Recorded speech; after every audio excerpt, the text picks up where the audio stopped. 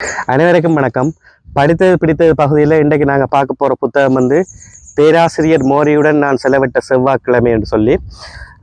இந்த புத்தகம் வந்து சந்தர்ப்பம் கிடைக்கிற எல்லாரும் வந்து வாழ்க்கையில் ஒற்றுமுறையாவது படிச்சிருக்க வேண்டிய புத்தகம் என்று இந்த புத்தகத்தை நான் சொல்லுவேன். அவ்வளவு ஒரு சுவாரஸ்யமான புத்தகம், வாழ்க்கைக்குரிய பாடங்களை சொல்லித்தர ஒரு அருமையான புத்தகம். இந்த புத்தகம் கட்டாயம் எல்லாரும் வாசிக்கணும்.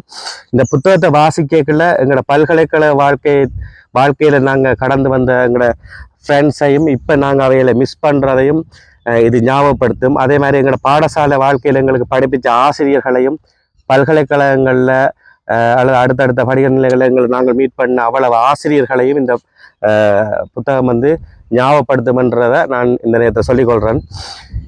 இந்த புத்தகத்தை எழுதினவர் வந்து மிச் ஆல்பம் என்று சொல்லி, ப்ரொஃபஸர் மோரியின் மாணவன் தான் மிச் ஆல்பம்.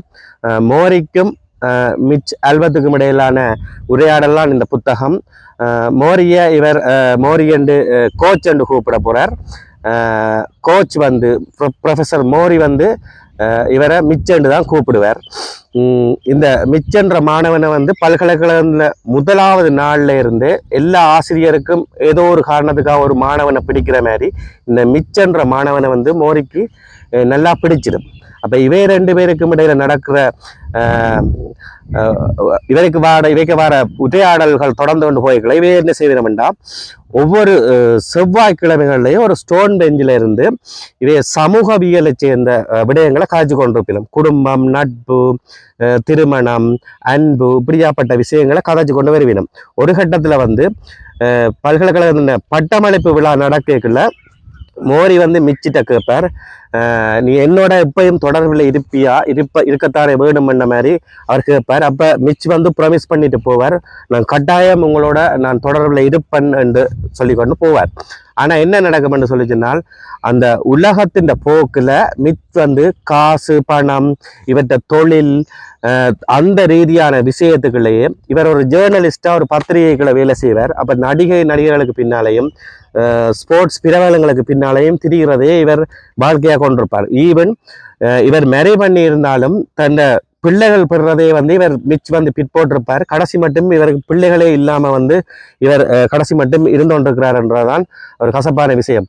அப்போ இப்படியே போகக்குள்ள 16-17 வருஷத்துக்கு பிறகு வந்து மிச் வந்து ஒரு டிவி பார்த்தோன்றிருக்கல தன்னை சேனலை மாற்றி கொண்டிருப்பார். அந்த சேனலில் திடீரென்று பார்த்தா மாற்றி கொண்ட ஒரு சேனலில் வந்து ப்ரொஃபஸர் மோரி கதைச்சு கொண்டிருப்பார். அப்போ இவருக்கு திடீரென்று ஒரு ஞாபகம் வந்து ஒரு சாட்டையால் அடித்த மாதிரி இது மோரி தானே என்று போட்டு மோரின குரலில் அவளை கேட்டு போட்டு பார்க்கல மோரி வந்து ஒரு வீல் சேரில் ஒரு 7வது கட்டத்தில் இருக்கிறத வந்து அவதானிப்பார்.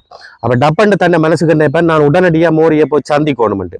அப்போ இவர் போய் மோரியை இன்னொரு அமெரிக்காவில் வேறு ஒரு சிட்டியில் இருப்பார், அங்கே போய் சந்திக்கிறார்.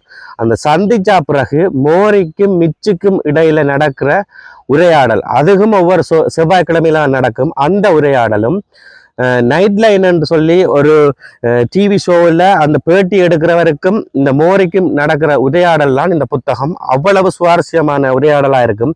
அதில் எனக்கு பிடிச்ச 2-3 விஷயம் சொல்கிறேன். மோரிட்ட கேப்பினம், நீங்கள் உங்களோட அந்த நரம்பியல் நோயால் வந்து உங்களோட காலில் இருந்து மேல் நோக்கி உங்களோட ஒவ்வொரு அங்கங்களாக இயங்க போய்கொண்டிருக்குது. நீங்கள் எப்படியோ வெகு விரைவில் 1 மாதத்துலேயோ 2 மாதத்துலேயோ அல்லது நாட்கணக்கிலேயோ நீங்கள் இறந்துருவீங்கன்னு உங்களுக்கு வடிவாக தெரியும். நீங்கள் எதை நினைச்சு பயப்படுறீங்களான்னு கேட்பது. அப்போ மோரி ஒரு விட சொல்லுவார் என்னென்றால், நான் பெருசாக ஒன்றே நினைச்சு நான் பயப்பட இல்லை, ஆனால் இப்போ நான் கையை அசைக்கக்கூடிய மாதிரி இருக்குது, வாயால் கதைக்கக்கூடிய மாதிரி இருக்குது. ஆனால் ஒரு கட்டத்தில் வந்து என்னால் இந்த பர்சனல் தேவைகளை என்னாலேயே செய்ய இல்லாத நிலைமை வரைக்குள்ள இந்த அந்தரங்கமான விஷயங்கள், அதாவது குளிப்பாட்டுறது, இந்த டொய்லெட் போன அப்புறம் என்ன கழுவிக்கொள்கிற இந்த விஷயங்களை வந்து இன்னொரு ஆள் செய்ய போகிறாருன்னு நான் நினைக்கல எனக்கு சரியான ஒரு பயமாகவும் ஒரு கில்ட்டி ஃபீலிங்காகவும் இருக்குது என்ற மாதிரி சொல்லுவார். இதே மோரி கொஞ்ச நாள் அப்படி பழக்கப்பட்ட அப்புறம் திருப்பி சொல்லுவார், இல்லை நான் இப்போ அதை அப்படி ஃபீல் பண்ண இல்லை, இப்போ நான் இதை எப்படி பார்க்குறேன்னு சொல்லிச்சுன்னா, என்ன குளிப்பாட்டு விடைக்குள்ள எந்த தாய் நான் எப்படி குழந்தையா இருக்கல என்ன குளிப்பாட்டு விட்ட நேரம் நான் எவ்வளோ சந்தோஷப்பட்டனோ, அல்லது நான் என்ன டொய்லெட் இருந்த அப்புறம் என்னை கழுவுறதுல கழுவைகளை நான் எப்படி சந்தோஷப்பட்டனோ, ஒரு ஆள் தொடைகளை நான் எப்படி சந்தோஷப்பட்டனோ அவ்வளவு சந்தோஷத்தையும் நான் இப்போ ஃபீல் பண்ணுறேன் என்ற மாதிரி சொல்லியிருப்பார். இப்படியே நிறைய உரையாடல்கள் வரைகளை மனித வாழ்க்கை, குடும்பம், நட்பு, அன்பு, காதல், இறப்பு, பயம், இப்படி நிறைய டாபிக்குகளை அவைகள் வந்து உரையாடுவினம். அதுல இன்னொரு முக்கியமான விஷயம் சொல்லணும். இந்த எங்களோட கலாச்சாரம் அவர் சொல்லுவார், நாங்களும் ஒவ்வொரு நபரும் வந்து எங்களுக்கென்றோட தனித்தனியான கல்ச்சரை, ஒரு கலாச்சாரத்தை உருவாக்கி வச்சுக்கொள்ளணும். இந்த சமூகம் வந்து ஒரு போலியான ஒரு ரூல்ஸை உருவாக்கி எங்களுக்கு திணிச்சு வச்சிருக்கு. நாங்கள் அதுக்குள்ள அம்பிடக்கூடாதுன்னு சொல்லுவார். உதாரணத்துக்கு, பெண்கள் எல்லாம் ஒல்லியா இருக்கணும் என்றும் ஆண்கள் எல்லாம் செல்வத்தை சேர்க்கிறதில் ஈடுபட்டு கொண்டிருக்கணும் என்று சொல்லியும் இந்த சமூகம் எங்களுக்கு திணிச்சு வச்சிருக்கு. அப்படி ஒன்றும் இல்லை. ஒரு நின்று நிதானமா வேகமா போகாம கொஞ்சம் யோசிச்சு பாருங்க. நீங்களே மற்றவர்களுக்கு கம்பேர் பண்ணி பாக்குறீங்க. பெண்கள் ஒல்லியாத்தான் இருக்கணும் என்று ஒன்றும் இல்லை, ஆண்கள் எல்லாம் எந்த நேரமும் செல்வத்தை பற்றி சிந்திச்சொன்று இருக்கணும் என்று ஒரு விஷயம் இல்லை. அப்படி இல்லை, எல்லாரும் கொஞ்சம் நின்று யோசிங்கன்ற மாதிரி சொல்லுவார். இந்த உலகத்துல இந்த இன்னொரு ஆளை கம்பையா பண்றபடியாத்தான் இந்த உலகத்தின் அந்த சமூகத்தின் ரூல்ஸுக்கு அமைய நாங்க போறதாலதான் பேராசையும் இந்த செல்வமும் என்ற விஷயத்தை நாங்கள் ஒரு எங்களோட லைஃபின் பர்பஸா நினைச்சு கொண்டு போறோம். அப்படி இல்லை. வாழ்க்கையில நாங்க அடைய வேண்டிய விஷயங்கள் வந்து நிறைய இருக்கும். அதுக்கு உதாரணம் வந்து மோரியின் வீட்டை பார்த்தா அவர் சாகுற வயசுல கூட பழைய டிவி இருக்கும், பழைய ஃப்ரிட்ஜ் ஒன்று இருக்கும், பழைய கார் தான் நிற்கும். ஆனா மற்றாக்கள் எல்லாம் வந்து புது கார், புது மாடல் டிவி, புது மாடல் ஃப்ரிட்ஜ் அப்படி இருக்கும். அப்ப என்ன இதுல இருந்து விளங்குண்டா, உலகம் வந்து வேற எதையோ தன் பர்பஸா நினைச்சு கொண்டு போய்க்கல. மோரி வந்து அங்க என்னத்தை தேடி இருக்கிறான்டா, உறவை, நட்பை, புது இன்னொரு ஆளுக்கு கொடுக்கறதுக்குரிய சந்தர்ப்பத்தை தேடிக்கொள்றது, இன்னொரு ஆளுக்கு உதவி செய்கிறது, இந்த இதுகளுக்காகவே அவர் வந்து தன் வாழ்க்கையை அர்ப்பணிச்சுக்கிறது இதுல இருந்து விளங்குது.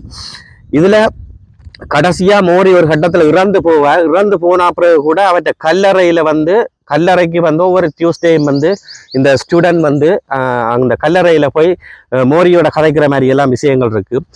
நிறைய நிறைய நிறைய பிலோசபிக்கலான விஷயங்கள், சைக்காலஜிக்கலான விஷயங்கள் எல்லாம் இந்த புத்தகத்துல இருக்கு. இறுதியா இதுல சொல்ல வேண்டிய விஷயம் வந்து ஒரு இறப்பு என்பது ஒரு உடலின் முடிவே தவிர உறவின் முடிவல்ல என்றதான் எங்களுக்கு எல்லாம் பாடம். பிறக்கிற எல்லாரும் நாங்கள் இறப்போம் என்று எங்களுக்கு 100% தெரிஞ்சிருந்தாலும் நாங்கள் அதை 100% நம்பினோம் என்று சொல்லி சொன்னால் இங்கே உள்ள நிறைய பிரச்சனைகள் இருக்காதுன்றதான் உண்மை. நன்றி.